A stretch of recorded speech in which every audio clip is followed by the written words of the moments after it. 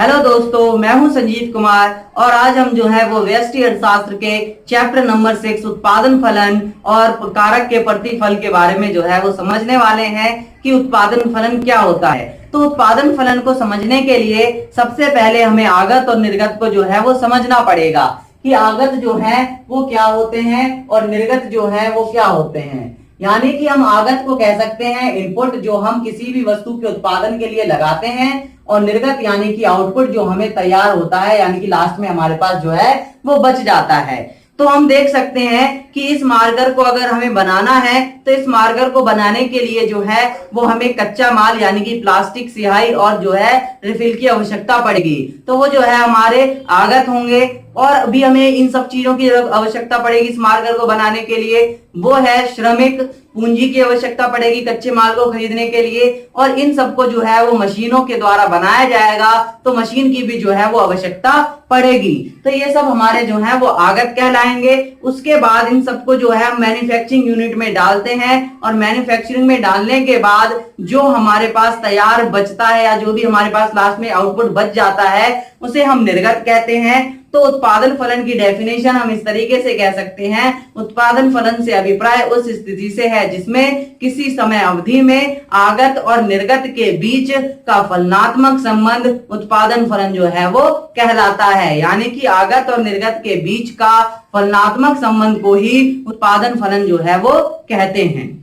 और हमने जो है अभी आगत पढ़े, उन आगतों को ही हम कारक कहते हैं जो किसी उत्पादन के उत्पादन करने के लिए जो है वो कारक होते हैं, उत्तरदायी जो है वो होते हैं। इनके बिना उत्पादन जो है वो संभव नहीं होता। अब हम जो है वो उत्पाद के प्रकार समझेंगे कि उत्पाद कितने प्रकार के जो है वो होते हैं। सबसे पहले होता है कुल उत्पाद, यानी कि टोटल प्रोडक्शन, टीपी कह सकते हैं। सीमांत उत्पाद यानी कि मार्जिनल प्रोडक्शन, यानी कि एमपी।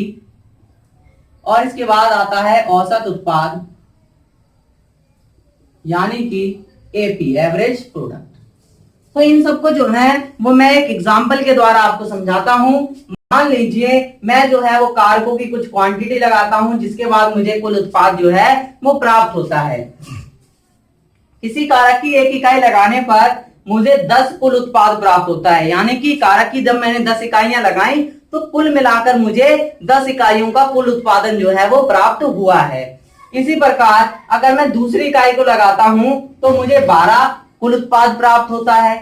और इसी प्रकार अगर मैं तीसरी इकाई को लगाता हूं तो मुझे 15 कुल उत्पाद जो है वो प्राप्त होता है। तो ये तो है कुल उत्पाद। अब कुल उत्पाद की डेफिनेशन, सीमांत उत्पाद की डेफिनेशन और औसत उत्पाद की डेफिनेशन, ये भी मैं आपको जो है वो इस एग्जांपल के द्वारा समझाऊंगा। तो सबसे पहले हम जो है वो सीमांत उत्पाद समझते हैं कि सीमांत उत्पाद जो है यानी कि एमपी, मार्जिनल प्रोडक्ट जो है वो क्या होता है।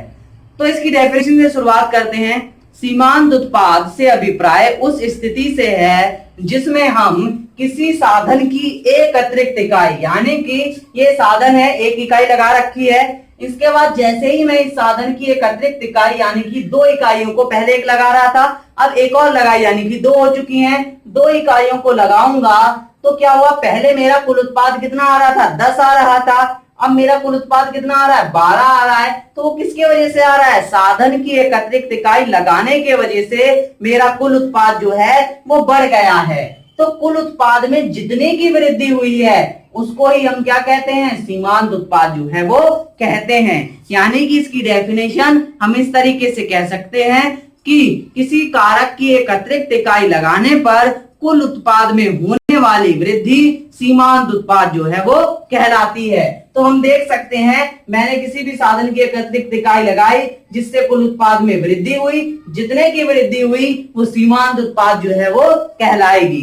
पहली इकाई पे कुछ भी वृद्धि नहीं हुई है, इसलिए पहली इकाई पर हम टीपी के बराबर ही एमपी को जो है वो मान सकते हैं। अगली इकाई पर अगर हम देखें तो 2 लगा रहा हूं, अब मैं एक और अतिरिक्त इकाई को बढ़ाया यानी 3 कर दी तो कुल उत्पाद में फिर वृद्धि हुई, और वृद्धि जो है वो कितने की हुई, 3 की वृद्धि हुई। उसे हम जो है वो एमपी यानी कि सीमांत उत्पाद जो है वो कहेंगे। क्लियर? अब समझते हैं कुल उत्पाद। कुल उत्पाद का मतलब है किसी एक समय अवधि में जितना भी हम उत्पाद करते हैं यानी कि हम साधनों और कारकों का प्रयोग करके जितने भी उत्पादन प्राप्त करते हैं उसकी कुल मात्रा जो है वो कुल उत्पाद कहलाती है। या फिर इसको हम जो है वो सीमांत उत्पाद के द्वारा भी समझ सकते हैं। यानी कि कुल उत्पाद से अभिप्राय एक समय अवधि में प्रयोग की गए कारकों से प्राप्त होने वाली सीमांत उत्पाद के कुल जोड़ को, यानी कि सीमांत उत्पाद के कुल जोड़ को हम क्या कहेंगे, यानी कि कुल जोड़ कितना आ रहा है, 15 आ रहा है, तो 15 ही ये कौन सी इकाई पे है, तीसरी इकाई पे है, तो उसे हम जो है वो कुल उत्पाद जो है वो कहेंगे। और अगर मैं दूसरी इकाई पे निकालना चाहूं तो MP 10 और 2 को जोड़ूंगा यानी कि 12, तो कुल उत्पाद आप देख सकते हैं 12 है। और पहली इकाई पे निकालना चाहूं तो 10 ही MP लूंगा, यानी कि कोई है ही नहीं अतिरिक्त, तो वहां पर जो है वो 10 ही आएगा। आशा करता हूं आपको ये जो है वो समझ में आ गया होगा। अब मैं जो है वो आपको औसत उत्पाद यानी कि AP जो है वो समझाता हूं। औसत उत्पाद का मतलब है कि एक कारक या फिर एक श्रमिक, मान लेते हैं एक श्रमिक कितनी वस्तुओं की इकाइयों का उत्पादन करता है। जैसे मैंने एक श्रमिक लगाया, उसने 10 इकाई का उत्पादन किया, तो उसने अकेले 10 इकाई का उत्पादन किया ना, तो 10 इकाई वो क्या हो जाएगा, AP हो जाएगा। इसके बाद यानी कि हम इसको ऐसे भी कह सकते हैं कि साधनों को या कारकों को प्रयोग करने पर प्रति इकाई उत्पाद को ही क्या कहते हैं, औसत उत्पाद कहते हैं। जो हमें प्रति इकाई उत्पाद जो है वो प्राप्त होता है उसे ही हम औसत उत्पाद जो है वो कहते हैं। दूसरी इकाई पर देखें तो कुल उत्पाद 12 है, यानी 2 जनों ने मिलकर 12 इकाइयों को बनाया है। तो एक जने ने कितने को बनाया होगा, 6 को बनाया होगा। और ये मैंने जो है वो कैसे निकाला, TP इजिकल टू और AP is equal to TP upon में Q, यानी TP 12 है, Q 2 है, तो कितना निकल के आया, 6 निकल के आया। यानी कि प्रति इकाई उत्पाद जो है वो 6 है, एक मजदूर 6 इकाई को बना रहा है। अगली इकाई पर देखें तो 15 डिवाइडेड बाय 3, यानी कि एक मजदूर जो है वो 3 इकाई को जो है वो बना रहा है, यानी कि प्रति इकाई उत्पाद जो है वो 5 है, कुल उत्पाद 15 है और इकाइयों का उपयोग 3 कर रहे हैं। तो आपको ये तीनों जो है वो अच्छे तरीके से समझ में आ गए होंगे। और अगर आपको इनके नोट्स चाहिए तो आप लिंक में, डिस्क्रिप्शन में लिंक है, वहां से नोट्स को जो है वो डाउनलोड कर सकते हैं। तो आगे चलते हैं हम। अब हम जो है वो कारकों को समझेंगे कि कारक कितने प्रकार के होते हैं, समय के अनुसार कारकों को जो है वो समझेंगे। तो कारक क्या है, कारक जो है वो 2 प्रकार के होते हैं।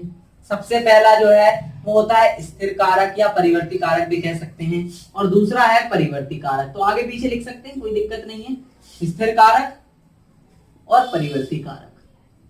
तो स्थिर कारक और परिवर्ती कारक क्या होता है, स्थिर कारक का मतलब है ऐसे कारक जो हम कभी भी जो है वो नहीं बढ़ा सकते, यानी कि जो उत्पादन बढ़ने के साथ बढ़ते नहीं है और घटने के साथ जो है वो घटते नहीं है, स्थिर रहते हैं। अब ये जो है वो स्थिर क्यों रहते हैं, इनका स्थिर रहने का कारण यह है कि स्थिर कारक जैसे कि भूमि, मशीन, ये एक स्थिर कारक हैं। इनको हम जो है वो मनचाही मात्रा में नहीं बढ़ा सकते। क्यों, क्योंकि मशीन जो है वो एक महंगी वस्तु है, हमारा जो भूमि है वो भी एक महंगी चीज है। अगर हम उसे बढ़ाएंगे उत्पादन के साथ तो हमारी प्रोडक्शन कॉस्ट या उत्पादन जो लागत है वो बहुत अधिक आएगी, और उत्पादक जो है वो अचानक से इतना लॉस नहीं झेल पाएगा, और लॉस होने के कारण वो एक साल के अंदर अंदर उसे ना बढ़ाकर अगले साल बढ़ाएगा, जिससे उसे ज्यादा से ज्यादा लॉस जो है वो इस साल नहीं झेलना पड़ेगा।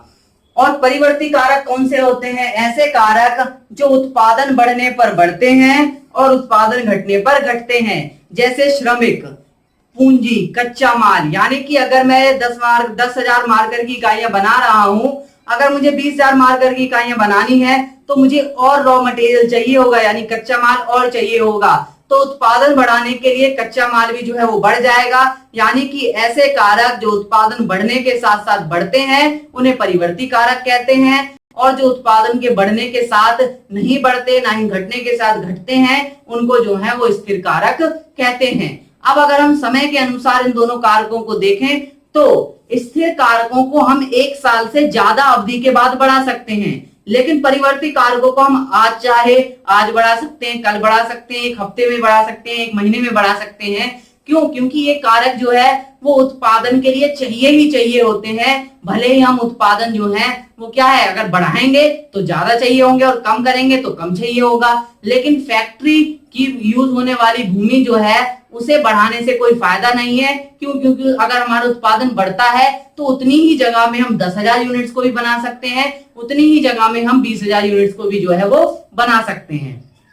तो अल्पकाल में यानी कि छोटा समय अल्पकाल में हम परिवर्ती साधनों को बढ़ा सकते हैं और स्थिर साधनों को बढ़ाने के लिए हमें दीर्घकाल की जो है वो आवश्यकता पड़ेगी।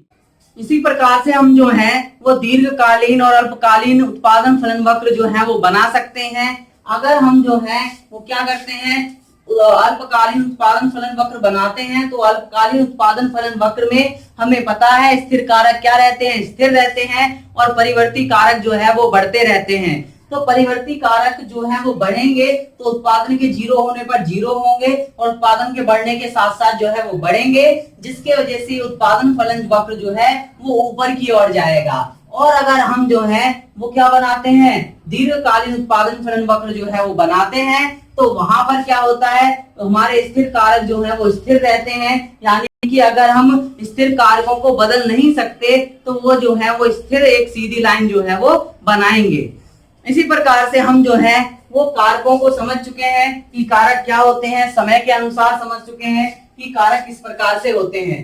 ये वाला ग्राफ जो है वो हम परिवर्ती कारकों का कह सकते हैं, क्योंकि परिवर्ती कारक उत्पादन बढ़ने पर बढ़ते हैं। मान लो मैंने यहाँ पर जो है कारकों की इकाइयां और यहाँ पर जो है मैंने उत्पादन की इकाइयों को लिया है, तो उत्पादन की इकाइयां जैसे जैसे बढ़ रही हैं कारक भी बढ़ रहे हैं, जिसके कारण ये वक्र जो है वो ऊपर की ओर 90 डिग्री का कोण बनाते हुए जा रहा है। और स्थिर कारक जो है वो उत्पादन बढ़ने के साथ साथ क्या है, स्थिर है, जितना है उतना ही रह रहा है, कोई भी वृद्धि जो है वो नहीं हो रही है, इसलिए ये जो है वो स्थिर कारक का एक डायग्राम बन सकता है।